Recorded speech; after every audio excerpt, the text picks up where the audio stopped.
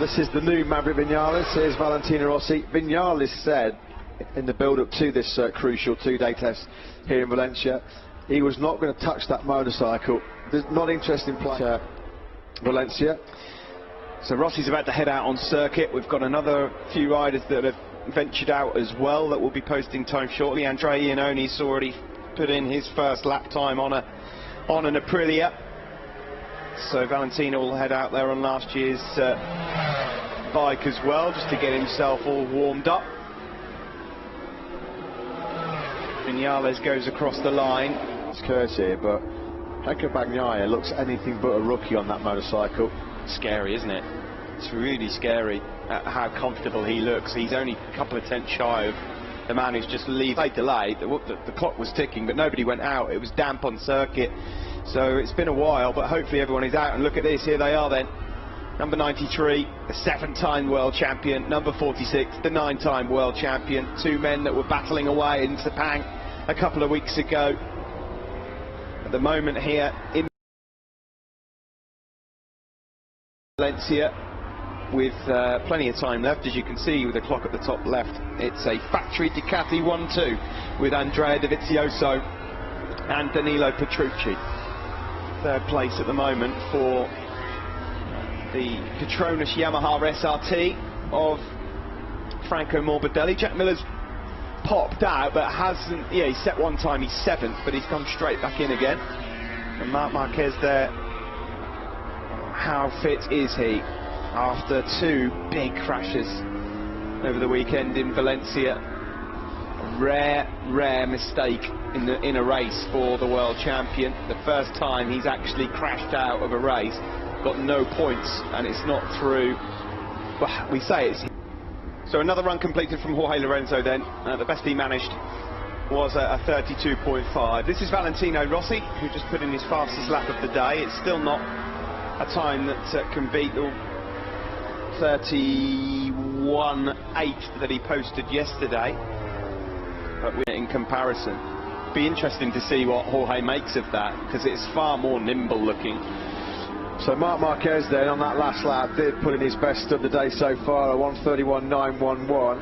So he's wasted little time in finding good speed and good rhythm on the first version of the 2019 Honda. Then he's still got what they think will be a better version coming up to try later on today.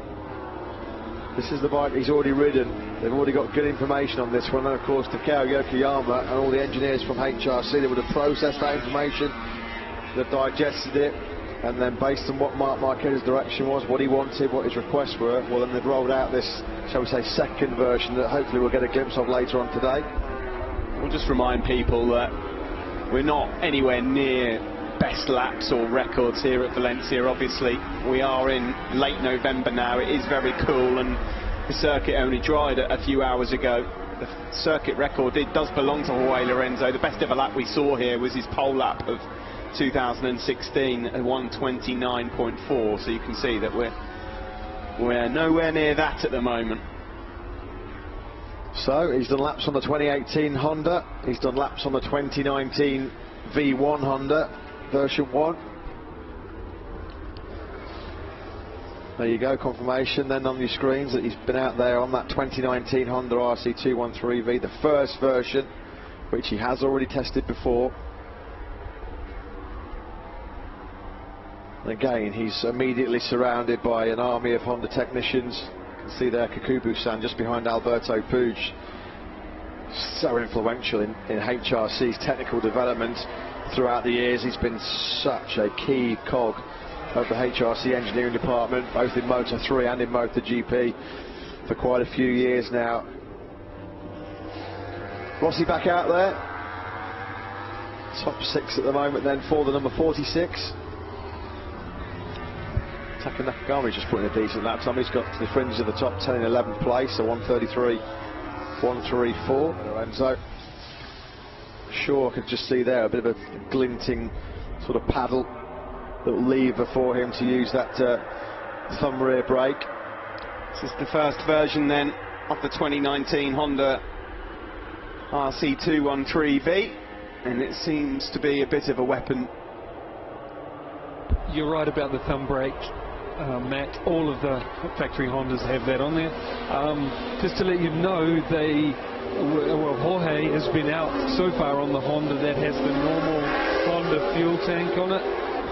But even that has they've got like a little extra piece that sticks on with what do you call it, clear tape, and it holds it in place right between your legs to make the tank a little bit longer.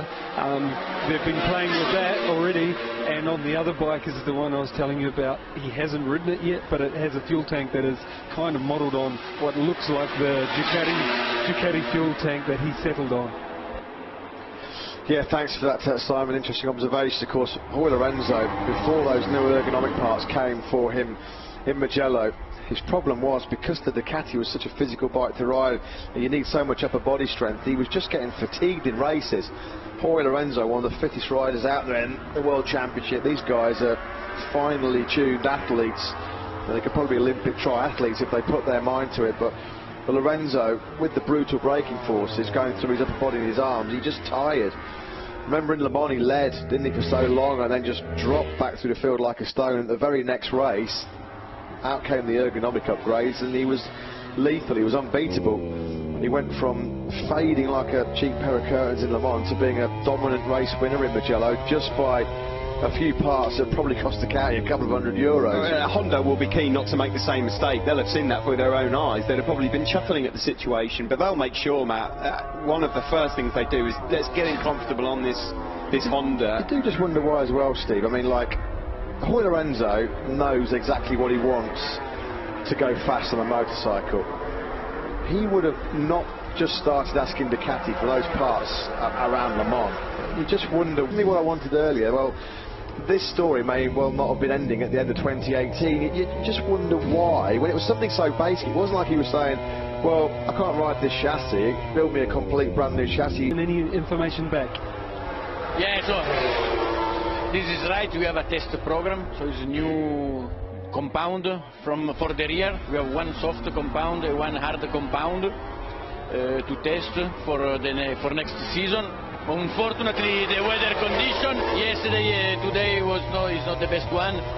So this morning we didn't run because it was damp. Yesterday also we had just one test with Bradle. He did yesterday. We did the new soft compound, and he said it was quite good. But again, conditions are not the optimum.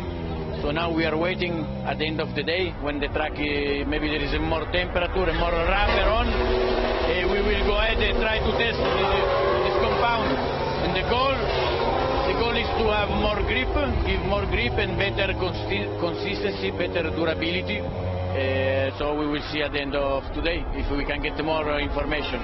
And the program from here for your development tyres, like if, for example, Jerez, Sepang, you have different tyres to test for the upcoming season?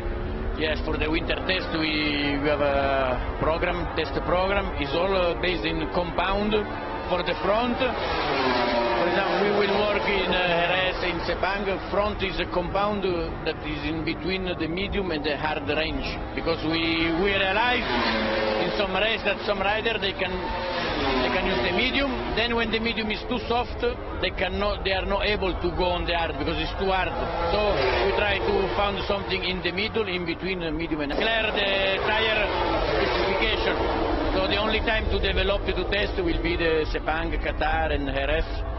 Will be just about the compound, as I said, because the profile and the casing for the front and for the rear will be the same for next season. So, with the front tyre, what would you've said about the rear? You'd want a little bit more grip and durability, which is that's a tough call, I can imagine.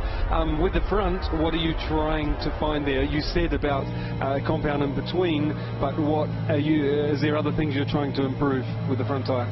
No, it's just to give them something in between, because as I explained, some riders they are not very aggressive on the front, they are not able to use the hard, so we try just to make one medium plus or hard minus, if you want, something between. Of course, we want to keep the same feeling, same grip as the front tire. During the season, I heard quite a few people talking about how some of the manufacturers could only run the soft tire, and they couldn't heat the harder tire. You know, get temperature into